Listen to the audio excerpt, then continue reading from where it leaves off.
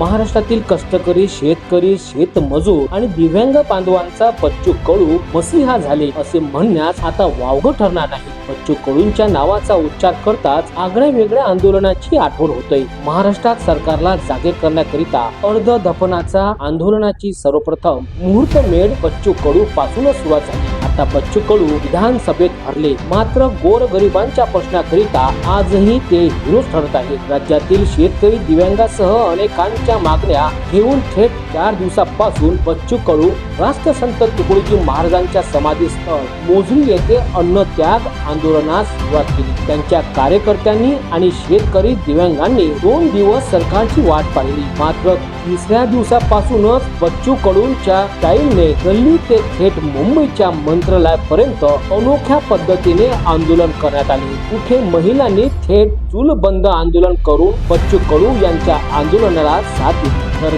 चांदूर बाजारात अनेकांनी मुद्दन आंदोलन केले। एवढंच नाही तर जलसमाधी आंदोलन आणि आता 4थ्या दिवशी सुद्धा अनेकांच्या भावना अनावर झाल्या। पण जिल्हाधिकारी कार्यालयासमोर प्रहार महानगर प्रमुख बंटी रामटेके यांच्या नेतृत्वात राज्य सरकारच्या दुग्धाभिषेक करून निषेध व्यक्त करण्यात आला, तर तिकडे मंत्रालयासमोरच शेकडो दिव्यांगांनी आक्रमक घोषणाबाजी करीत सरकारचे लक्ष वेधून घेतले। इकडे मोझरी या ठिकाणी अन्नत्याग आंदोलन स्थळी थेट राकेश टिके, जरांगे पाटील यांच्यासह अनेक आंदोलनकर्त्यांनी इकडे थेट आंदोलन स्थळी राष्ट्रीय आंदोलनकर्ते किसान करिता देशभर गाजलेले राकेश टिके यांच्यासह जरांगे पाटील, खासदार निलेश लंके, माजी मंत्री वसंत पुरके, महादेव जानकर, रविकांत तुपकर आणि सोबतच आपल्या आंदोलनाने वेगळी छाप निर्माण करणाऱ्या अनेक नेत्यांनी बच्चू कडूंची भेट घेतली। आता राज्य सरकार अन्नत्याग